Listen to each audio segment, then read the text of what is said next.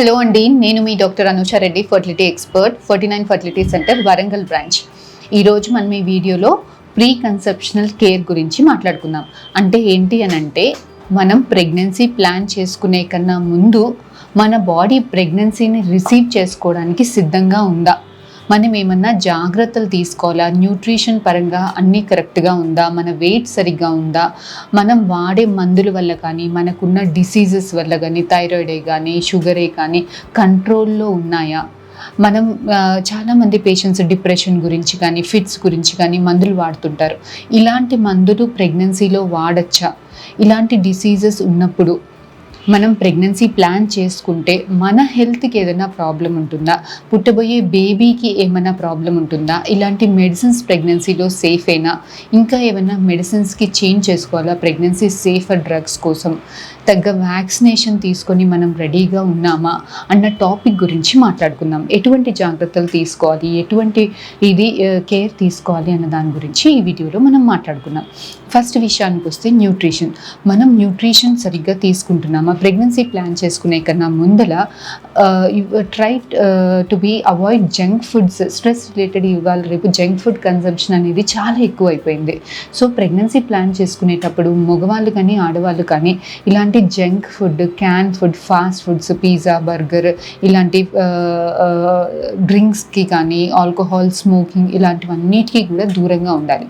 మనం alcohol smoking చేసినప్పుడు alcohol should be less then 2 times per week. Smoking కంప్లీట్గా stop చేయాలి. స్మోకింగ్, టొబాకో కన్సంప్షన్ స్మోకింగ్లోనే కాకుండా గుట్కా, పాన్ ఇలాంటివి చూ చేయడం వల్ల కూడా దాని ఎఫెక్ట్ అనేది డైరెక్ట్గా స్పర్మ్స్ మీద పడుతుంది. ఎగ్ క్వాలిటీ కానీ నెంబర్ కానీ తక్కువైపోతుంటాయి. సో ఇలాంటి హ్యాబిట్స్ ఏమన్నా ఉంటే దూరంగా ఉండాలి. ప్లస్ హెల్దీ డైట్ తీసుకుంటున్నామా లేదా అన్నది, పోషకాహారాలన్నీ కరెక్ట్గా ఉన్నాయా లేదా చూసుకోవాలండి. ఒకవేళ ప్రెగ్నెన్సీ ప్లాన్ చేసుకునే కన్నా ముందు మీ డాక్టర్ని కన్సల్ట్ అయ్యి ఫోలిక్ యాసిడ్ ఏదైనా న్యూట్రిషనల్ సప్లిమెంట్స్ తీసుకోవాలా అంటే, ప్రెగ్నెన్సీలో ఫోలిక్ యాసిడ్ అనే హార్మోన్ చాలా ఇంపార్టెంట్. ఇలాంటి హార్మోన్ డెఫిషియన్సీ ఉన్నప్పుడు మన పుట్టబోయే బేబీలో బ్రెయిన్ డెవలప్మెంట్ సరిగ్గా లేకపోవడము, అవయవాల లోపాలు, స్పైనా బైఫిడా అంటాం, ఇలా నర్వస్ సిస్టంలో ప్రాబ్లమ్స్ రావడం అనేది కామన్గా గమనిస్తుంటాం. సో ఇలా ఫోలిక్ యాసిడ్ సప్లిమెంటేషన్ అనేది ప్రెగ్నెన్సీ ప్లాన్ చేసుకోవడం స్టార్ట్ చేసినప్పుడు తీసుకుంటే మనం అబార్షన్స్ అవాయిడ్ చేసిన వాళ్ళం అవుతాం. పుట్టబోయే బేబీస్ హెల్తీగా పుడతారు.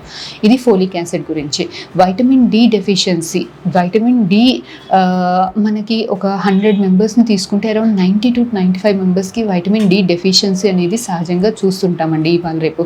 ఎందుకంటే మనం చాలా తక్కువగా సన్కి ఎక్స్పోజ్ అవుతున్నాం కాబట్టి. సో వైటమిన్ డి డెఫిషియన్సీ ఆబ్వియస్గా అందరికీ, చాలామందికి ఉంటుంది. సో ప్రెగ్నెన్సీ ప్లాన్ చేసుకునేటప్పుడు వైటమిన్ డి ఇంటేక్ వల్ల మనకి ఎగ్ క్వాలిటీ కానీ, స్పర్మ్ క్వాలిటీ కానీ ఇంప్రూవ్మెంట్స్ చాలా గమనిస్తున్నాం. సో ప్రెగ్నెన్సీ ప్లాన్ చేసుకునే వాళ్ళు folic acid supplementation, vitamin D supplementation, healthy diet తీసుకోవడము, ప్లస్ ఇలాంటి జంక్ ఫుడ్కి కానీ, క్యాన్ ఫుడ్స్కి కానీ, కూల్ డ్రింక్స్కి కానీ, స్మోకింగ్, ఆల్కహాల్కి కానీ కంప్లీట్గా దూరంగా ఉంటే మంచిది. ఇది న్యూట్రిషన్ గురించి. Then weight loss.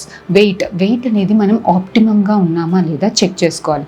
మరీ తక్కువగా ఉన్న ప్రెగ్నెన్సీ రావడానికి ఇబ్బంది అవుతుంది, మరీ ఎక్కువగా ఉన్న ప్రెగ్నెన్సీ రావడానికి ఇబ్బంది అవుతుంది.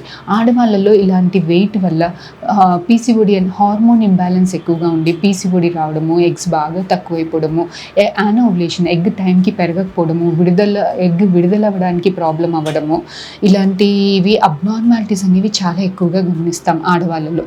మగవాళ్ళల్లో కూడా ఈ బాడీలో ఫ్యాట్ ఎక్కువగా ఉండేసరికి మగవాళ్ళ హార్మోన్స్ మన బాడీలో ఇలాంటి ఫ్యాట్ టిష్యూలో ఆడవాళ్ళ హార్మోన్స్ లాగా కన్వర్ట్ అయ్యి టెస్టోస్టెరాన్ అనేది తక్కువయ్యి స్పర్మ్ నెంబర్లో కానీ, క్వాలిటీలో కానీ చాలా డిఫరెన్స్ ఉంటుంది. సో ఆడవాళ్ళే కానీ మగవాళ్ళే కానీ ప్రెగ్నెన్సీ ప్లాన్ చేసుకునేటప్పుడు ఐడియల్ వెయిట్లో ఉండడం అనేది చాలా ఇంపార్టెంట్. ఇది వెయిట్ గురించి. నెక్స్ట్, వ్యాక్సినేషన్స్ ఏమైనా తీసుకోవాలా? టీటీ కానీ అందరికీ తెలుసు, మనందరికీ టీటీ ప్రెగ్నెన్సీలో 2 doses తీసుకోవాలి అన్న విషయం అందరికీ తెలుసు. 3rd month, 5th month అన్న, 5th month, 7th month అన్న. ఇప్పుడు అడ్వాన్స్ టీటీ వ్యాక్సినేషన్ వల్ల only single dose TT we're recommending. ఇలా టీటీ గురించి అందరికీ తెలుసు. కానీ ఇంకేమన్నా వ్యాక్సినేషన్స్ తీసుకోవాలా ప్రెగ్నెన్సీ ప్లాన్ చేసుకునే కన్నా ముందల అంటే, yes, vitamin hepatitis B vaccination ఇవాళ రేపు నేషనల్ ఇమ్యునైజేషన్ షెడ్యూల్లో మన గవర్నమెంట్ ఇది ఇంక్లూడ్ చేసింది. కానీ మన అంటే ఆల్రెడీ ఇప్పుడు ప్రెగ్నెంట్ అయ్యే వాళ్ళు మేబీ ఇలాంటి వ్యాక్సినేషన్ అప్పుడు లేదు కాబట్టి, వాళ్ళు చిన్న ఉన్నప్పుడు లేదు, షెడ్యూల్లో లేదు కాబట్టి వ్యాక్సినేషన్ చాలా మందికి ఉండకపోవచ్చు. సో ప్రెగ్నెన్సీ ప్లాన్ చేసుకునే కన్నా ముందే హెపటైటిస్ వ్యాక్సిన్ తీసుకున్నామా అన్నది చెక్ చేసుకోవాలండి. అదే కాకుండా రుబెల్లా వ్యాక్సినేషన్ తీసుకున్నామా లేదా చూసుకోవాలి. ఎందుకు రుబెల్లా వ్యాక్సిన్ తీసుకున్నాక ఒక 2 months గ్యాప్ తీసుకున్న తర్వాత ప్రెగ్నెన్సీ ప్లాన్ చేసుకోవాల్సింది ఉంటుంది. ఎందుకు ఈ రుబెల్లా అంత ఇంపార్టెంట్ అంటే, వన్స్ వీఆర్ ప్రెగ్నెన్సీలో మనకి రుబెల్లా అనేది ఒక వైరల్ డిసీజ్. అలాంటి డిసీజ్ సోకితే అంటే ప్రెగ్నెన్సీలో ఫీవర్, ర్యాషెస్ ఇలాంటి సిమ్టమ్స్ ఉంటాయి.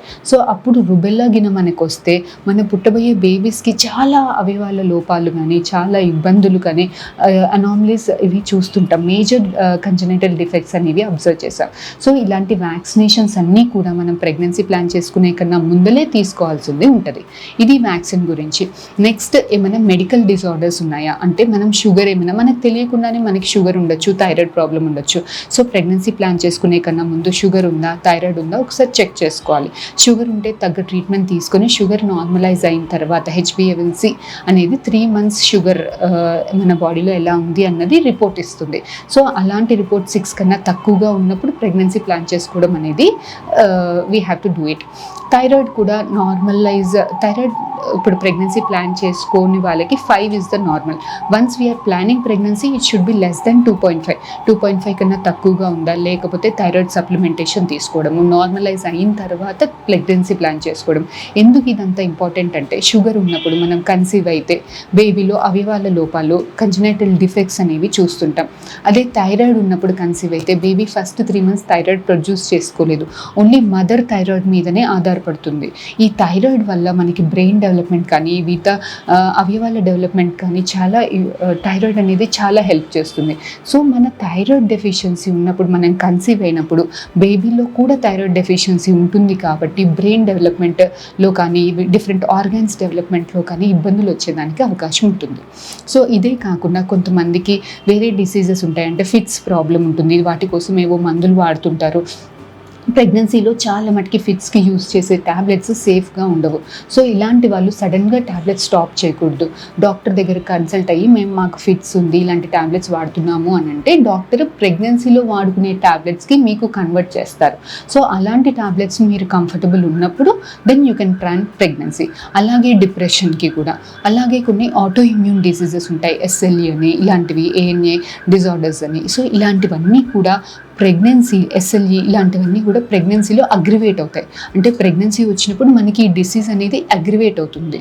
సో ఇలాంటి వాళ్ళు ఈ ఆటో ఇమ్యూన్ డిసీజెస్ అన్నీ కూడా క్వైట్గా ఉన్నప్పుడు, తగ్గి నార్మలైజ్డ్గా ఉన్నప్పుడు అప్పుడు ప్రెగ్నెన్సీ ప్లాన్ చేసుకోవాల్సింది ఉంటుంది. సో ఇలాంటివన్నీ కూడా మనం గమనించుకొని, న్యూట్రిషన్ కానీ, వ్యాక్సినేషన్స్ తీసుకొని, ఏదైనా అబ్నార్మాలిటీస్, హార్మోనల్ ఇంబ్యాలెన్స్ ఉంటే కరెక్ట్ చేసుకొని, ఏదైనా మెడికల్ డిజార్డర్స్ ఉంటే మనము అవన్నీ నార్మలైజ్ అయ్యి ప్రెగ్నెన్సీ సేఫర్ డ్రగ్స్కి కన్వర్ట్ చేసుకొని, folic acid supplementation, vitamin D supplementation తీసుకొని ప్రెగ్నెన్సీని మనం హెల్దీగా ఉన్నప్పుడు ప్రెగ్నెన్సీ కోసం ప్లాన్ చేసుకొని ప్రెగ్నెన్సీని వెల్కమ్ చేసుకున్నప్పుడే మనకి అబార్షన్స్ కానీ, పుట్టబోయే బేబీస్లో అబ్నార్మాలిటీస్ కానీ, ప్రెగ్నెన్సీ తొందరగా రావడానికి వీలుంటుంది, పుట్టబోయే బేబీస్లో అబ్నార్మాలిటీస్ లేకుండా ఉంటుంది. Thank you.